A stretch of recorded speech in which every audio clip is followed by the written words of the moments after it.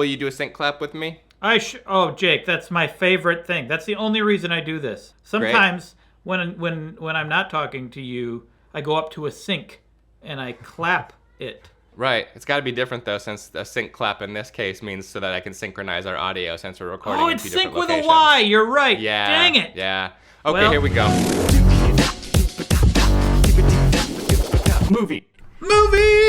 All right, everybody. Welcome to MOVIED. This is a podcast with Jake and Craig, and we talk about movies. Usually it was one type of movie, one exact movie, actually.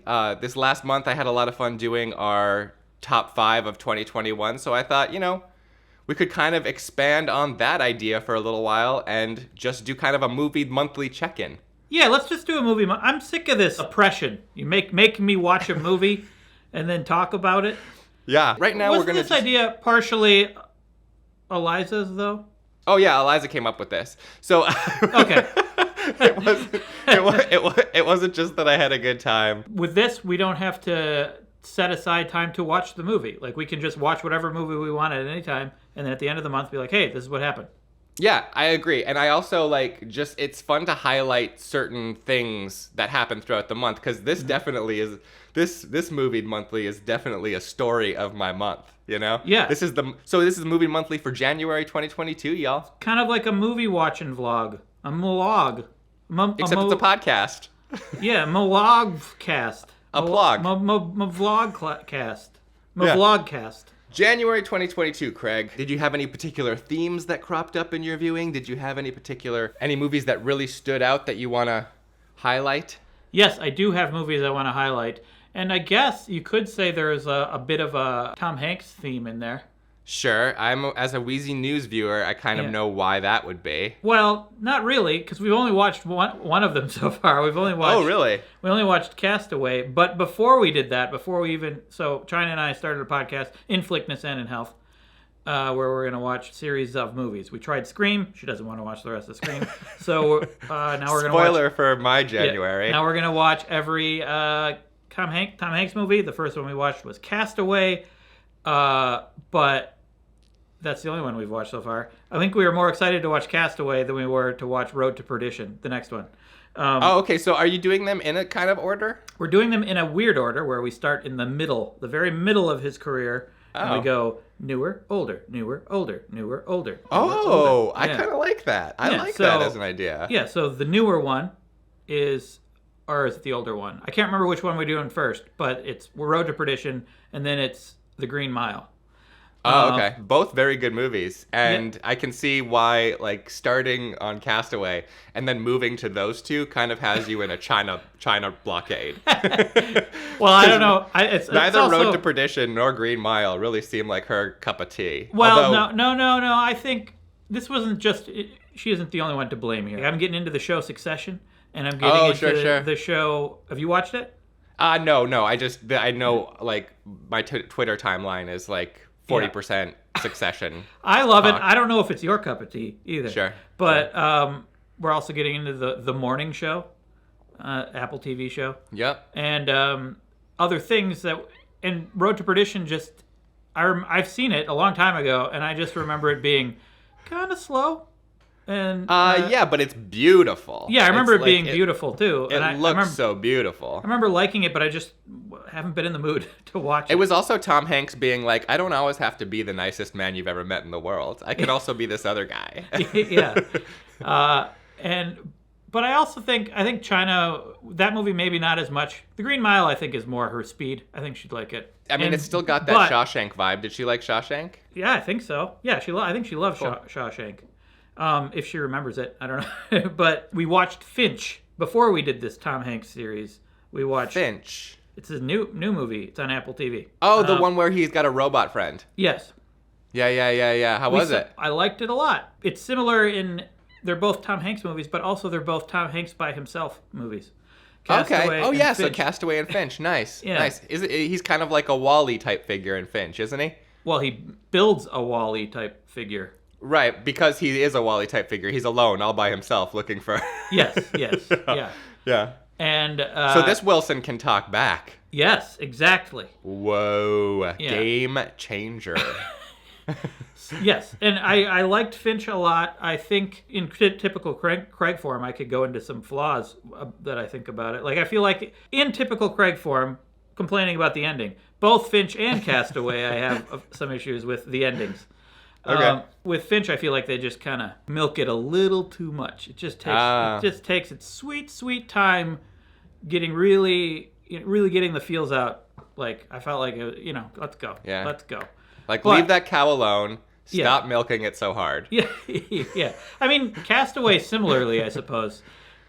Too many cows at the end, I don't remember. I only saw Castaway one time, and I don't remember a ton about it.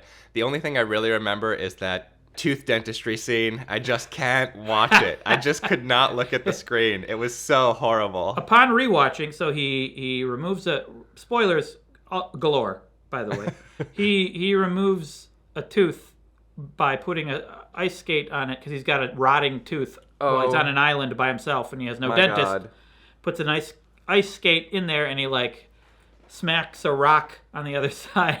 No. But while I was watching it, I was like, would that even work? Like, would how he gets it right on the first try? Like, how would that, I'm not even sure it would work, or you'd have to try like 8 or 9 times before you really got out of there. I don't like it. It's not good. I don't like it. Oh boy. But Tom Hanks by himself on an island, incredibly entertaining. Tom Hanks by himself in a post-apocalyptic wasteland in Finch, incredibly entertaining. Both movies, middle, really good. They're like really, really good middles. Sweet. And totally worth it. So that's my only theme for the month, I suppose. All right, I'll dive into a little bit of my month. I started out strong right after our top of 2021 conversation by knocking down 2 of yours. I was like, I'm interested already. Craig says these are great. So I started watching No Sudden Move, the Steven Soderbergh movie, late. Like, it was bedtime, and I stayed up and I watched the whole thing in bed. Wow. It was so good. That movie is so good. Yes. It's so tightly written. The shot selection is amazing. The lens that he uses that totally warps everything is so cool looking. Like, I loved it. I loved it. Yes, Jake. Yes, it's one of his best movies. That movie is I can't wait to see the next one he has coming out too with Zoe Kravitz. It's like his version of, or a version of like Chinatown for him, I think. It starts out in this place, and then you get deeper and deeper into this giant plot involving all of society. And it's great. Yeah, it is truly, truly great. Truly great. So entertaining. Like, it just keeps on moving and it keeps you invested, and like you're always wondering like what this, because you're kind of seeing all the perspectives at the same time. Or like just a couple of them from opposing sides, and you're just like, how is this who's gonna come out on top here? You also got to really pay attention to the names of people. If you're if you lose that, you're gonna be a little bit lost. Yeah, I mean it's complicatedly woven. It's really, really good. And then I watched Don't Look Up. Liza and I watched it together on the couch. Loved it. I thought that movie was so funny. I just thought that movie was hilarious. And I don't understand why people are saying it's not a comedy. Oh, it's absolutely a comedy. Yeah. Yeah. But it is a lot of things at the same time. But it's totally a comedy for sure. Yeah. I just think it's so. I just think it's so funny. Yeah. I mean, it's trying to be funny a lot of the time. Yeah. Oh, yeah, absolutely. So, I mean, it's also trying to be horrifying, and it succeeds in that as well. But, like, the funny outweighs the horrifying. Yeah. And some of the horrifying is the reason for the funny. Like, I just imagine, like, people on Twitter yelling at Adam McKay being like, go back to making comedies, and him being like, this is a comedy. Yeah. And then being like, well, go back to making the movies that I liked. Go back to making the Will Ferrell comedies. Go back to that. Go back to not talking about stuff. Yeah. Go back to making it not be important. Yeah. I think, and it's like that movie and Vice. Did you ever see Vice? No, I did not see Vice. Another Adam McKay. Both of them, I think, very underrated. As far as reviews go, Don't Look Up is like panned. Like, critics don't like it. Yeah, it's the only... Even though it's nominated for a Best Picture. But, it's the only Best Picture. I saw an infographic on Twitter. It's the only Best Picture nominee rated as rotten on Rotten Tomatoes. Yeah. Vice is the same way, and I watched that and I loved it too. But I feel like both of them gave me the same feeling, and I think maybe that feeling isn't for everybody, which is Sure. just like, this is horrifying and disturbing and really funny. Like at the same time. Yeah. I don't know. Then immediately following that, all of my attention turned to Scream, because Scream 5 came out.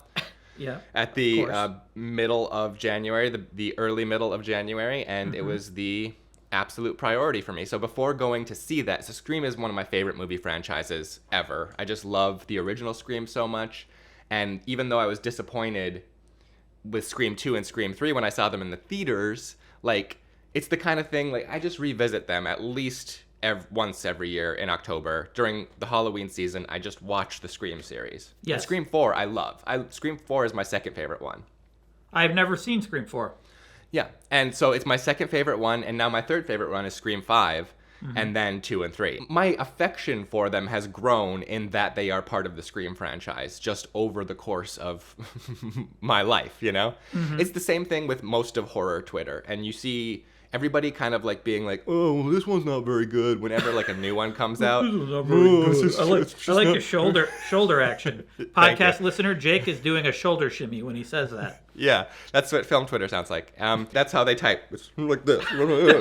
They really put their shoulders into it. That's why they're so angry. They're so tired all the time. Exactly, exhausted to type on film Twitter. Yeah. So, but then like, you know, around 5 years later, people are like, I don't know, this one's pretty good. And then 10 years after, Rob Zombie said it. Did I already bring this up on Movied? I don't know. Rob Zombie goes, I just keep making my movies, and as soon as they come out, everybody hates them, and then 10 years later, they're masterpieces, so I don't care. Yeah, I think you did say that. Or at least you said it to me in life. I don't know. Yeah, and I just love that quote, because it's true. Like, Scream 3 was like a disaster, and then 10 years later, people are like, oh, it's my favorite one. And there's so much, all the podcasts I'm listening to about Scream, so many people love Scream 3 most of all. Yeah. And I don't understand it, but that's fine. People love what they love. And Scream 4, the people who love Scream 3 don't love Scream 4, and the people who didn't love Scream 3 like love Scream 4 a little bit more. I think it feels the most like the original Scream. I think the balance is correct. Scream 4 does? Scream 4, yeah. Yeah. Anyway, so I watched Scream 3, then I watched Scream 5, the new one, and then I watched Scream 4 just as a just to kind of finish out the cycle. I've seen Scream so many times I don't need to rewatch it right now, and I'm gonna watch Scream 2 sometime soon, but I just didn't get around to it. So yeah. So wait, did you Scream 5 any good? I liked it a lot. Yeah. I thought it was a lot of fun. I think they did exactly what a Scream sequel should do. And no spoilers, too, guys. Yeah. We'll inform you when we're going to spoil stuff. But, like, no spoilers for Scream 5. I know it comes out on streaming. Yeah, it's so new, and it comes out on streaming on March 1st, and then it comes out on physical media at the beginning of April. So it didn't rely on the series, the main trinity of series survivors, you know? It didn't rely on Nev, Courtney, and David as much for the story elements. It brought them in as a nice flavor and kind of like a callback to the past, and they work beautifully in it, especially David Arquette. I think his evolution of Dewey is right on point. I love it. He's the best character. Well, he's one of the best characters. The new cast of characters, the kids, they're great. They're great, and they're all part of the hook of it. And it sounds dumb, but they pull it off great. Is that a lot of the kids are? I mean, it's not. This isn't a spoiler, I don't think. It's just part of the kind of the initial plot of it. All of the kids who are the group of friends in this movie are related to the original group in some fashion. They all have a connection to the people from the original movie. Yeah. I think they do a great job of entwining all of that. And then all I want out of a Scream movie after that is that they comment on what is happening in current horror movies. Well, they have to do that, yeah. But Scream 2 and 3 did not. Scream 2 commented on sequels, and Scream 3 commented on trilogies, and not what was going on in horror at the time. Scream 4 commented on what was going on in horror at the time. Well, maybe Scream 2 and 3, there probably wasn't that much different going on in horror at the time. Exactly. Yeah. So, like, they've announced Scream 6, and I'm curious to see how they deal with that little problem, because it's the same horror landscape as it was last year. Yeah, you know? Interesting. But I'm sure they'll do great. I mean, Radio Silence, the guys who directed it, did, Ready or Not, and I loved Ready or Not. And which I've been meaning to watch. Have not. Oh, seen it's it. super fun, and Liz loved it too. They don't try to. So Wes Craven is one of my favorite horror directors, but he was not a flashy director. Like he was a lot more of a coverage director and long oneers in like environments. Like he liked to see environments. His oneers weren't about like doing something complicated. It was just about keeping cast in frame basically and showing their environment. And he's very good at picking all that stuff, and I just love him to death. And his idea of tone is perfect. Doesn't matter. These guys, Radio Silence, in Ready or Not, have kind of a flashier hand. They like their natural style is just a little bit more flashy, and they didn't bring it out. They just mimicked the Wes Craven style, and I think it was the perfect move. Good idea. Yeah. I think Nightmare on Elm Street is one of the only horror series that I care a little about. So, good job, Wes Craven. Yeah. Yeah. Here's my Scream journey. I think the first Scream is my favorite. It might be my favorite horror movie as well. Yeah. When it came out, I think I saw that movie, I don't know, 5 times, and I'm not really a rewatcher. So I just rewatched it with China. She was terrified. She hated the experience, but she could appreciate the movie. Rewatching, like, I felt no horror at all because I realized it had been probably 20 years since I saw it, but I realized, like, I know everything about this movie. Yeah. I know everything that's going to happen. Every single beat. That's why I didn't have to rewatch it before going to see Scream 5. It's one of my most watched movies. I forgot that I had seen it so many times, and then I watched it. I'm like, oh yeah, this movie is inside me, and it is one of my favorite movies of all time, not just horror movies. One of my favorite movies of all time for sure. And then the sequel I watched, I think once in the theater, and I was like, it's all right. I didn't love it. I don't really remember it though. I remember the discussions about sequels. But I liked the sequel's commentary. I had major issues with a character that they killed. I couldn't get over. You know what? This is fun talking about this. I just got to mention I was on another podcast called Who's There. It's this woman, Allison. She's a fan of horror, and she just interviews people who like horror fans and also some horror industry people. But she interviewed me when she saw me in your horror movie video on your main channel. She was like, I got to talk to Jake. And cool. So even though it's clear she found you through the horror movie thing, she's not a regular Wheezy watcher because she called you Greg at the beginning of the interview.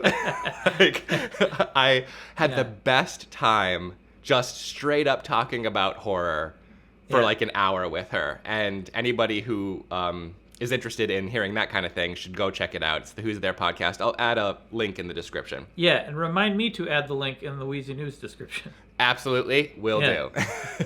Yes, I'm sorry. So what was Scream 3? Did you see it? My Squirny. I was working in a movie theater in college. We could see like midnight showings of movies for free, certain movies. And one of them was, since it was later at night, I had been drinking. So I saw the third one, a little bit not in my own mind. And I think that's the only time I saw it. And I remember kind of like having a good time with it, but I don't really remember it that well. I also remember it feeling much more like a parody than the other ones. Oh, Scream 3 is practically a straight up self-parody. Yeah. It's like as close as you can get to making like a scary movie type Scream movie while being an actual Scream movie. And once you know that and embrace that, and it's so Hollywood insidery, and it all takes place at a movie studio, and trying to figure out the Sydney's mother's past and everything, and it's all in Hollywood. It's not in Woodsboro. It's like as soon as you know that and can get over the fact that it's like mocking the movie that you loved so much, you can engage with it, and I can do that. It's fun to kind of be on Hollywood backlots anyway. You know that about me. Yeah, and so I like watching that. Well, for that. At the time, I remember being like, "This is fun," but it's like it's so making fun of itself that I'm not going to really care about it, Yeah. But looking back, I'm more excited to watch the third one than the second one. Like I want to see that silliness, and then everyone says the fourth one's good. So I got to. So they didn't at the time. Like it failed. It was a box office failure when it came out. It was I don't even know if it made all of its initial money back, or it did, but not barely. It's got a great cast. I mean, Emma Roberts is one of my favorite young actresses. Or I guess she's not even that young anymore. Like I just have been around on this planet for so long that the young ones have grown up. Hayden Panettiere is amazing in it. She's the new Randy, dude. Her name is Kirby. She's the new movie geek, and she's fantastic. And she's not like geeky either. And Alison Brie is in it. Like I love, and one of the Culkins, I forget which his Rory maybe. Anyway, it's so much more like it just has more of, like, it starts out like it's going to be Scream 3E because it's like a parody showing you sections of Stab movies, you know, which is the fake movie series based on the Scream movies in the world. And they're making a Stab movie in Scream 3, which is part of the whole thing.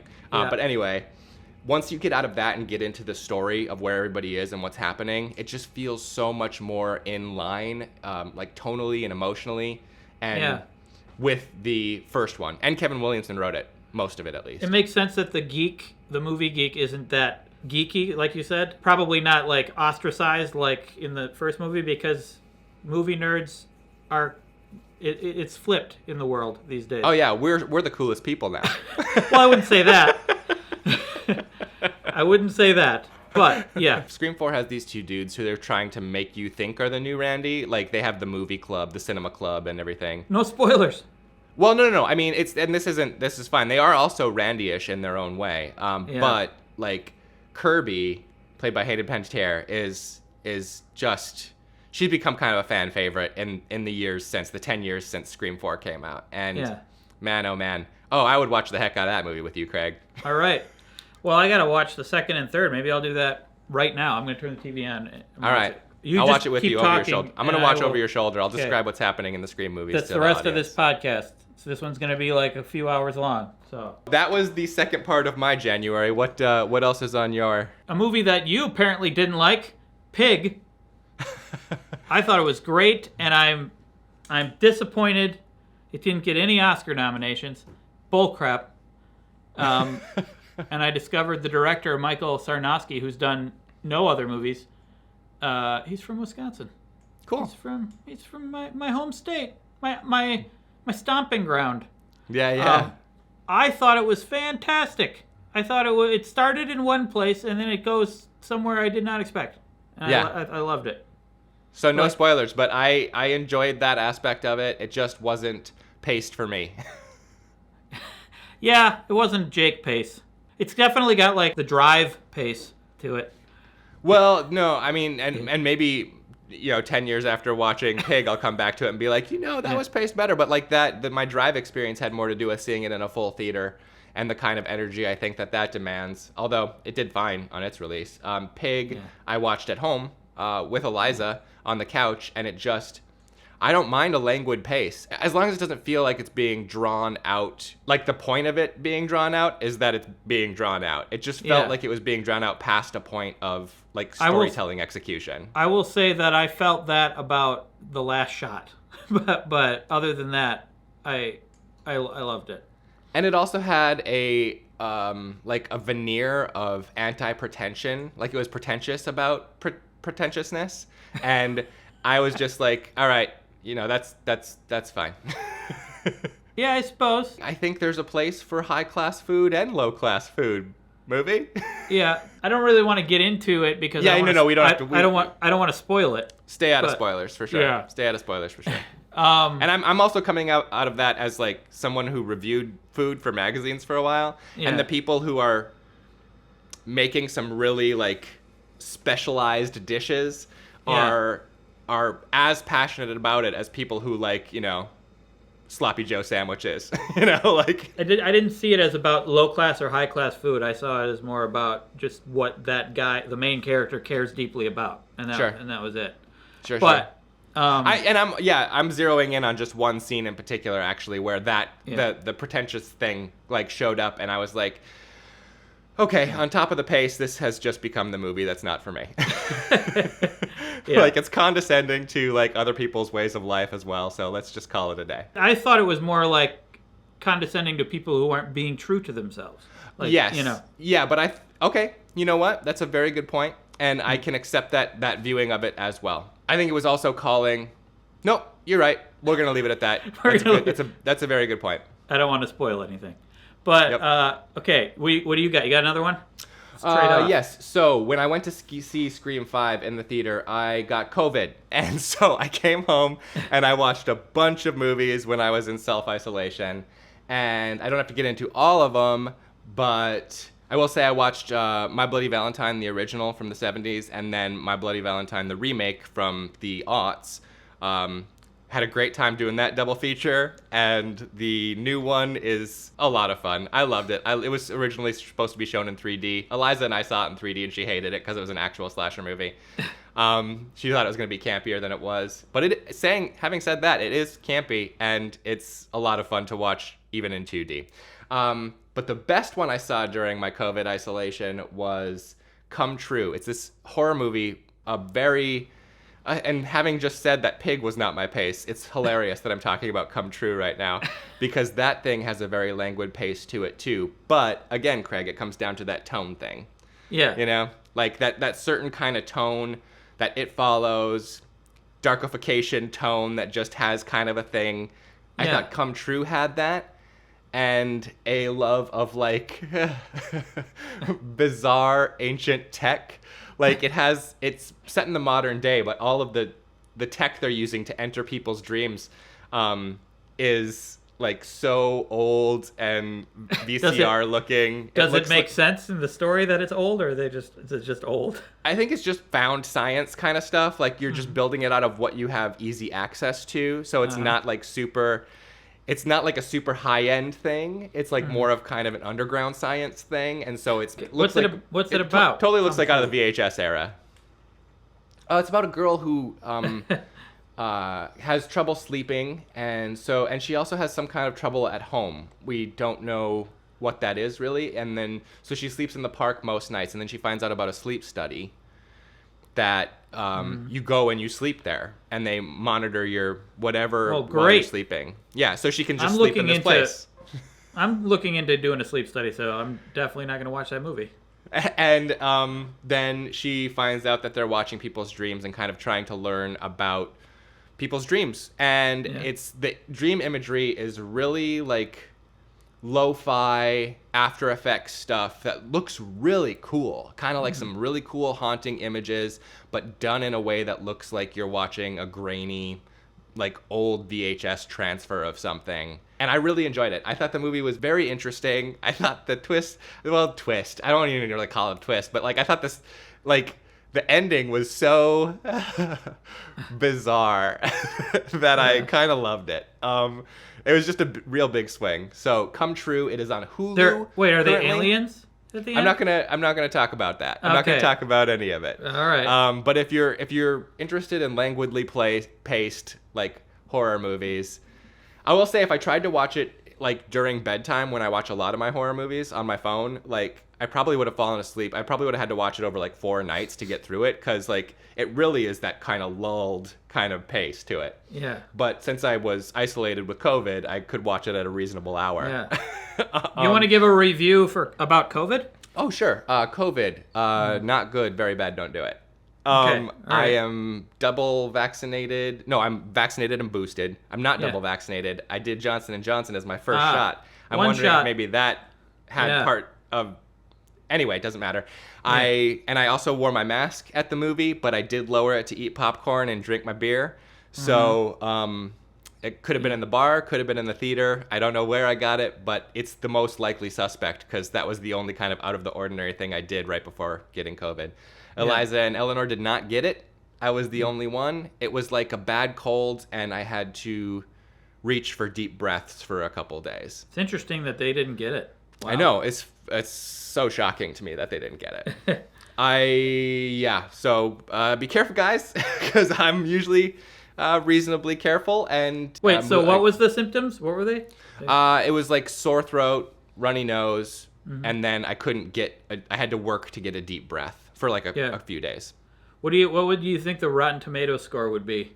Oh, of COVID? Yeah. Well, it was kind of inconvenient too, because I had to be sealed up, and then also Eleanor was pulled from school and daycare forever. So it was I would give it a 0. 0%. I do not recommend getting COVID. Yeah, okay. No. All right. No. Cool. Good call. Yeah. Well, good review. I good to know. Because I was thinking, 45, 50. No. No. Zero. No, Okay. No COVID. All right. Don't do it. Like the previews made it look better, I guess. So I got one for you. Plan B. Plan B. Okay. What's that? I texted you about it. I said, what did I say exactly? I'm going to find the text. I probably swore in excitement at you about it. You said you'd never heard of it. It's still true. I don't remember having heard of it right now. It came out, I think it came out last year. It's a high school comedy that takes place in South Dakota and directed by Natalie Morales, who is Aziz Ansari's girlfriend in Parks and Recreation. Yeah. I most closely compare it to like Booksmart, I guess. Okay.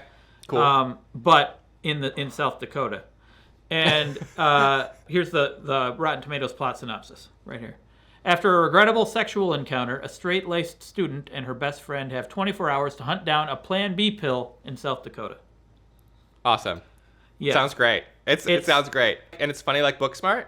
Yes. It's like a raunchy... sold. It's got very serious themes, but it's like very raunchy comedy, and it gets like over the top raunchy at times, and it's good. It's good stuff. Yeah. What do you got? This is a quick recap from last episode. I talked about Fear Street 1978 being my favorite of the Fear Street trilogy, and so it made it on my top 5. During my COVID isolation, I rewatched both Fear Street 94 and 78 as kind of like comfort viewing, and 94 is the better one. I was totally wrong. I don't know what I was thinking. Fear Street 1994 is the better one for those who want to check out Fear Street trilogy. Yeah. And then my last big theme of January, other than watching all of the first season of Yellow Jackets. This isn't a TV show podcast. We're a MOVIED podcast. Yellow Jackets was amazing. Moving on. Yellow Jackets does not exist on this podcast. Neither does Succession. No, neither of these shows. We're a MOVIED only podcast. Yes. Okay. So I have been listening to a podcast called Blank Check with Griffin and David for forever. I've just been listening to hours and hours of them talking. They did a whole series on Michael Mann, and I listened to it, and I wanted to check out some of his movies because I haven't, other than Manhunter and maybe The Insider, I hadn't really seen any Michael Mann movies. Oh, my mom and I saw Collateral in the theater, but I didn't remember that being a Michael Mann movie. Doesn't matter. I'd never seen Heat, I'd never seen Thief or Miami Vice, his Miami Vice movie. So I was like, I want to check those out. Liz was like, I'll join you for that. We watched Heat. I was going to call it Michael Manuary. We were going to do Michael Manuary for January. And we watched Heat. We both enjoyed it, but it was tough guys being tough. And it was a 3-hour movie, and we just couldn't. After I got out of isolation from COVID, we watched that right before I got COVID, and then right after, I was like, I don't really feel like watching Thief right now. I even had it from the library on Blu-ray, the Criterion edition, and I was like, I don't feel like it, and so instead we decided to do Lindsay Lohanuary.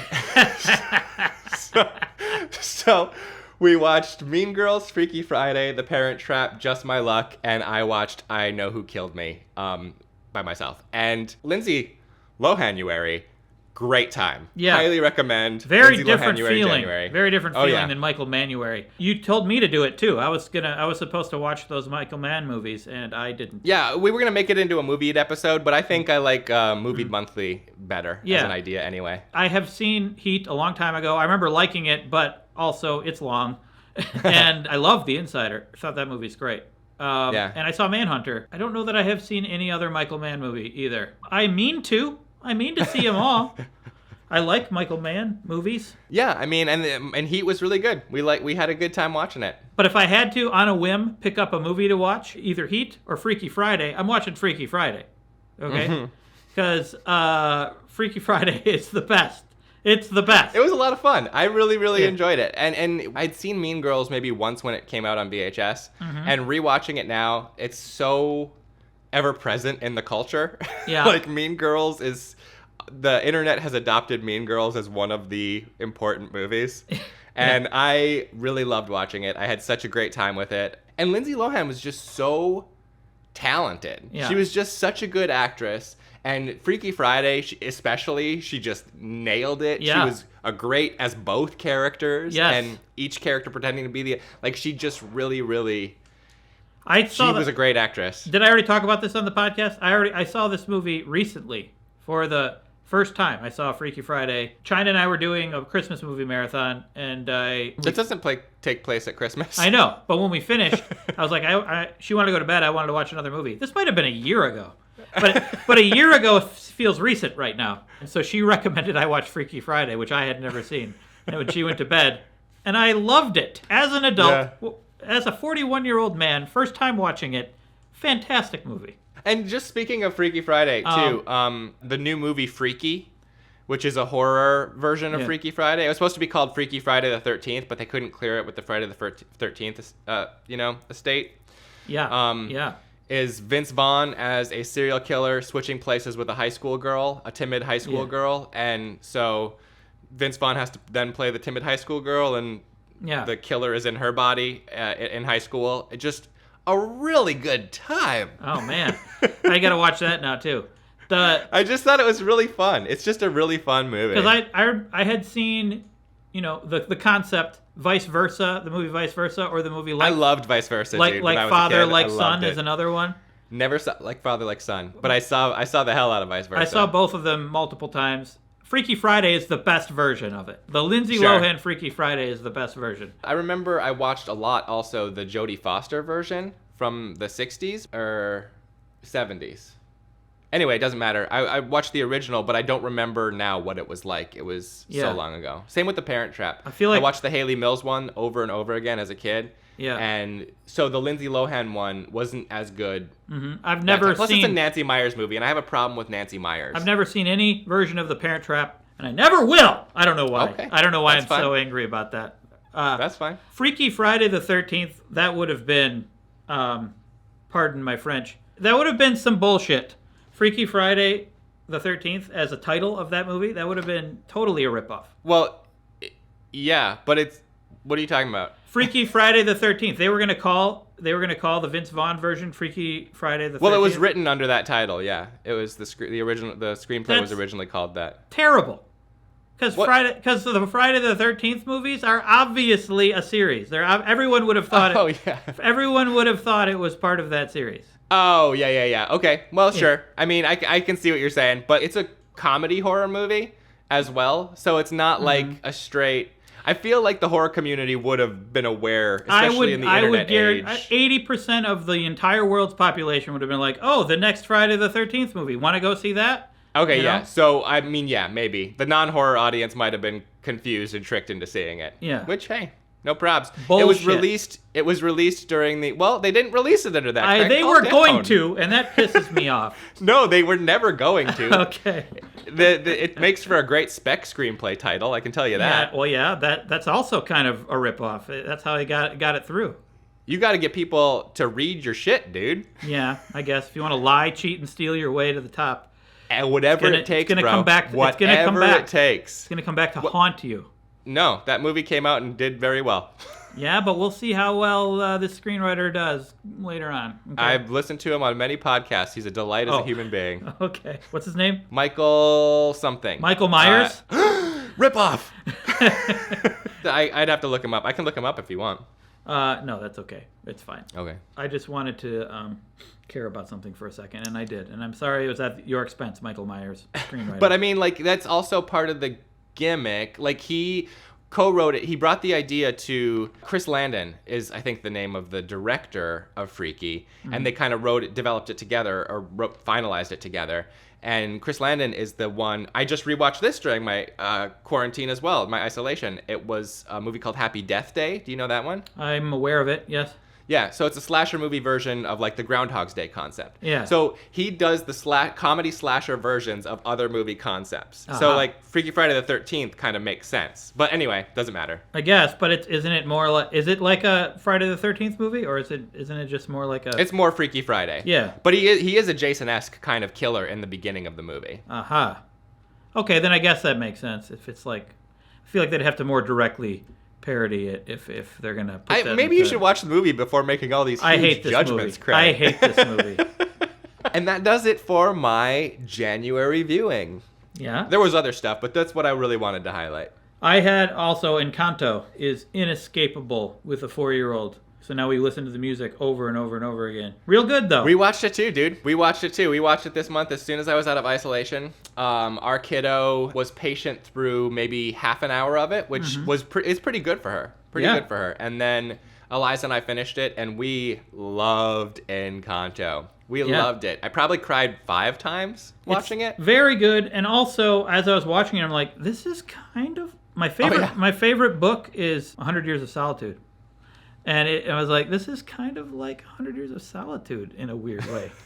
And I looked it up, and they read a ton of magic realism, and that's like the grandfather of magic realism is that book. So I was right. Although 100 Years of Solitude is way darker and more disturbing and confusing. But it's like the Disney kids version of 100 Years of Solitude, which was pretty interesting to me. And Eliza told me that China told her that you told China that. Has she read that book? Have you read that book? No, I haven't read that book, no. It's a real good movie. It's like, and also not like your typical Disney story. It's like, pretty new stuff going on in there. Exactly. It felt fresh. It felt new, and it was so emotional and lovely. And the songs were great, and I just had the best time with it. I thought it was such a good movie. We don't talk about Bruno, no. We don't talk about Bruno. Actually, the Louisa song, which I can't remember the name of, Surface Pressure. That's the best song. That's like, I was watching that. I'm like, this is gonna play at my funeral. This song. This is so good. Yeah. I don't remember what. I know one of the Encanto songs was nominated for best. I think it was the Bruno song. I don't think it is Bruno. Really? Oh, Dos Oruguitas. I don't know what that one is. I think that's the. It's the one that's all in Spanish, I think. Oh, that would make sense based on the title. I think. Interesting choice. Yeah. I mean, I liked that song, too. If that's the one that I'm thinking of. It's just not the most memorable one to me. I mean, Bruno obviously took the world by storm, but I really like the first song, introducing the family Madrigal. That's a good one, too. Yeah. She sings so fast. Yeah, it's really fast. I still don't know all the words in there. Yeah. Okay, so then a few honorable mentions for me. Yeah. I watched Sicario, but I watched it while I was working out. Yeah. So during my workouts, I was watching Sicario. That's actually how I started watching Pig. I'm like, well, I don't know if I'm ever going to watch this weird Nicolas Cage movie. I'll watch it while I work out. And I started watching. I'm like, oh, no, I love this movie. So then I stopped. I finished watching it later. Yeah. But and then Sicario I also really liked, and I only kind of half watched. It seemed very dark and disturbing and made me feel bad. But incredibly well done. Denis Villeneuve. Yeah, Villeneuve, man. I mean, that was the first Villeneuve movie I saw probably, but I didn't take notice of him until I saw Prisoners. And then I was like, oh, this guy's awesome. Yeah. He takes his time also. But in a way that feels like you're actually waiting for something. Yes. I felt that way about all of his movies, except for Dune. I was kind of bored by Dune. I didn't watch Dune, and I'm not really feeling the urge to run out and do so. Dune, yes. Right. I missed one that I wanted to talk about. Another Round. Oh, I heard about that movie. Danish movie. Yeah, the actor who... Mads Mikkelsen. Mads Mikkelsen. So did you see The Hunt? With Betty Gilpin? No, it's with Mads Mikkelsen. Oh, okay. Another Danish movie. He's accused of bad behavior by a young girl, and it ruins his life.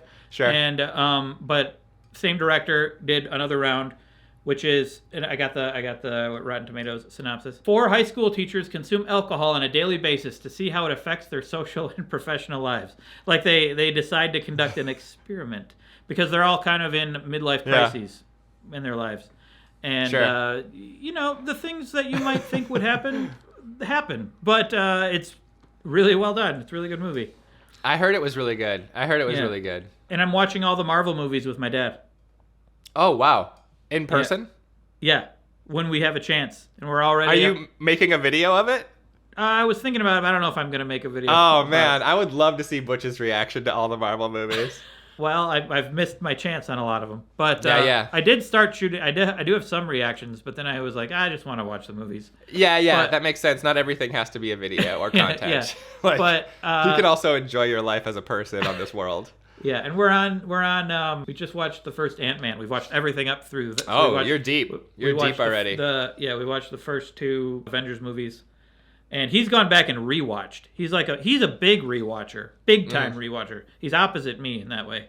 And so he's gone back. And then we were watching Age of Ultron. We finished it, and he's like an hour later, he was like, he told me that he had already watched it. And we were rewatching it, and he'd watched like 3 movies afterwards already. So he jumped ahead, but he doesn't mind because he rewatches them all the time. Wow. Yeah. All right. So questions brings us to our 6 questions. Time to do our 6 questions. Usually we do 6 questions based on the movie that we're talking about, things that are inspired by that. I don't know exactly how we're going to do it this time. I'm cheating this time. You can start, Craig. Okay. First one. If you were ever a sad, old, broken hermit, like Nicolas Cage in Pig, where would you seclude yourself? Oh, yeah. I would seclude myself in the desert of New Mexico.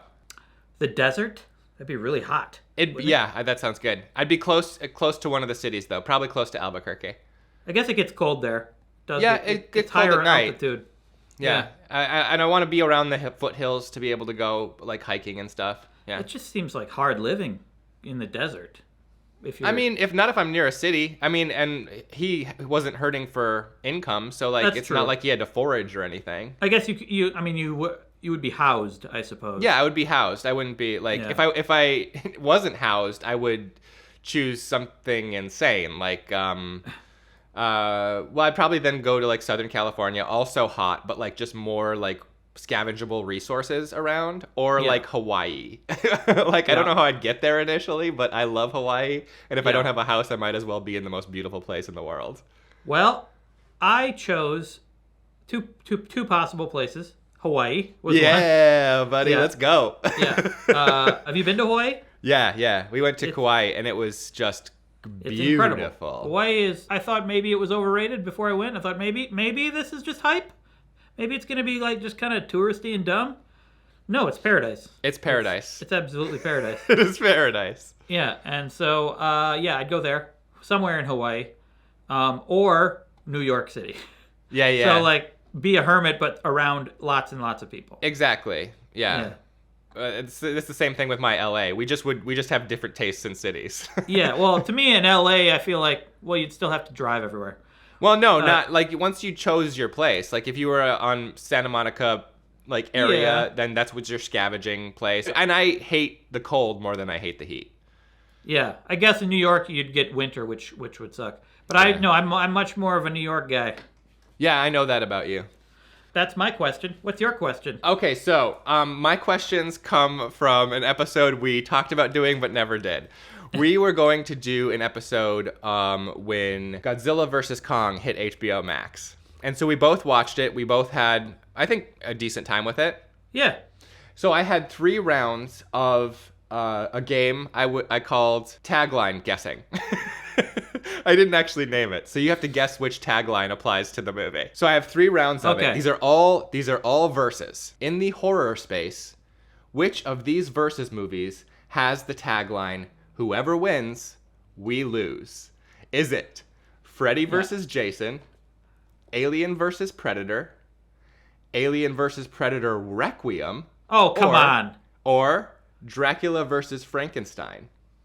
Well, you had to throw 2 different Alien versus Predators in there. Come on, I will choose one of those. I'm gonna go with Alien versus Predator.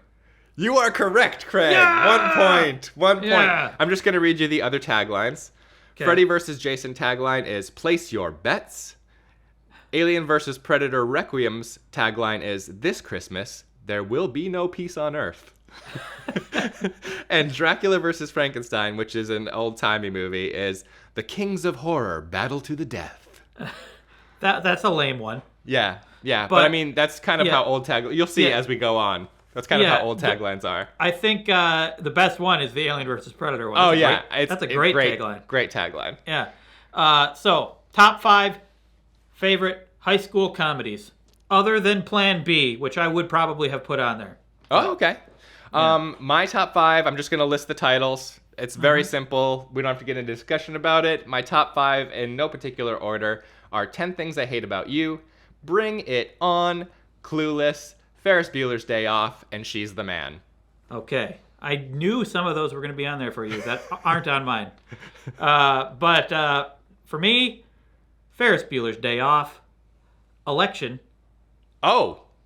Yeah, Booksmart. Uh-huh. Which I haven't seen in a while, so I don't. Some of these I have to rewatch to really know. But Booksmart was right great. now, yeah. Freaky Friday, which after our discussion I changed to Freaky Friday. Yeah. I also don't consider that primarily a teen movie. I think that's a body swap movie first and foremost. Well, before that, I had it as 10 Things I Hate About You. Yeah, buddy. Now we're talking. And then Superbad. Oh, Superbad's great. Yeah, I originally had, before looking at anything, the movie Road Trip popped into my head because I really love, and I mean, it's definitely not okay to watch that movie anymore, but like, I remember loving Road Trip. I thought it was so much fun. Yeah. And I replaced that with Clueless once I looked at a list of teen movies on the internet. I was like, oh yeah, Clueless, of course. I watched that way more than Road Trip. Yeah. I feel ambivalent or mixed about Freaky Friday now. Maybe I want to go back to 10 Things I Hate, but it doesn't matter. I said them both. Boom. Moving on.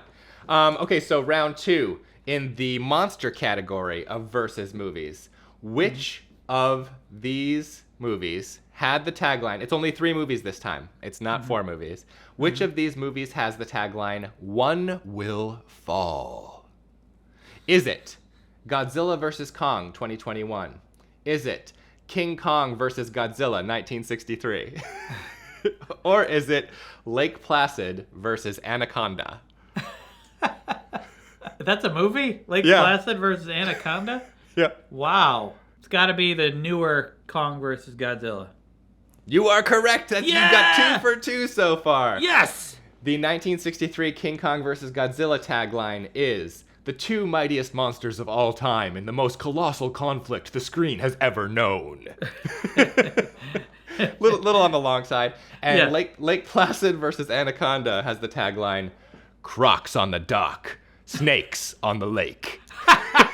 That's a great tagline. Yep. That's a great one, but it would have given away the answer a little bit. Yeah. Okay. Could you reenact the Tom Hanks saying goodbye to Wilson scene? Wait. I thought you said you were going to reenact it. No. I said we're both going to do it. Flagged for copyright. Nah, you can put in little snippets all like this all the time.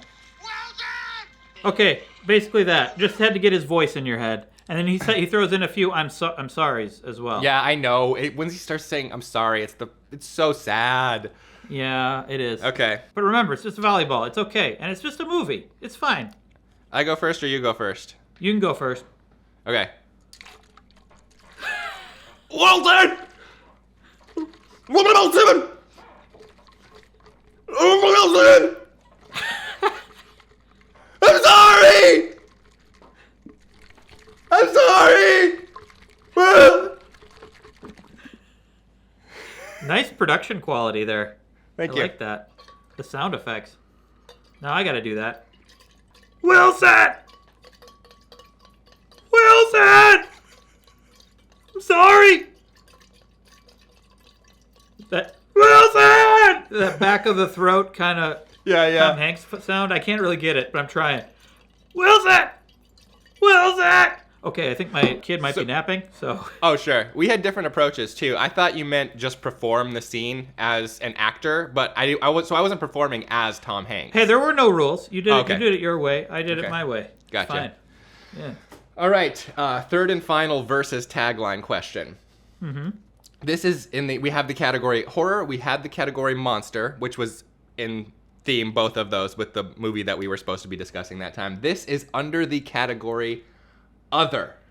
Uh-huh. Which of these 3 movies has the tagline, "Who will win?" Question mark. Is it Batman vs. Superman, Dawn of Justice? Is it Kramer versus Kramer? Or is it The People versus Larry Flint? I don't think it's Kramer versus Kramer. It just seems insensitive based on the topic. But maybe. The People versus Larry Flint. It's got to be Batman versus Superman. You did it, Craig. You got all 3. Yes! You got all 3 right. Okay. Yes! The Kramer versus Kramer tagline is, "There are 3 sides to this love story. Very tragic. See, that's why it's insensitive to yeah. say who will win. Yeah, and the People vs. Larry Flint says, "You may not like what he does, but are you prepared to give up your right to do it?" No, give up his right to do it. Give up his right to do it. Yeah. Yes. The classic freedom of speech conundrum. Yeah, and I wanted to read the OG Tagline game because I loved it so much. But I also, if you're interested, this doesn't count, but like I grabbed the taglines of Lindsay Lohanuary, and I could give you a tagline game based on that. Do it. Okay. So, 5 movies: Mean Girls, Freaky Friday, The Parent Trap, Just My Luck. Do you know what that one is? No. Just My Luck is she's a very lucky girl. Chris Pine is a very unlucky boy. They kiss at a party and their luck switches. Oh, no. Uh-oh. Sounds like Freaky Friday. It's very early 2000s and pretty fun. And then Okay. I Know Who Killed Me. Do you know what that one is? No. She is a high school girl who gets kidnapped by a serial killer, and then she escapes, and then she starts to have these memories of life as a stripper, daughter of a crack abuser, and starts trying to figure out what's going on, like why she has these memories and this experience, and so it's also a sexy time kind of movie. So it's an erotic thriller of the mid-aughts. Great time.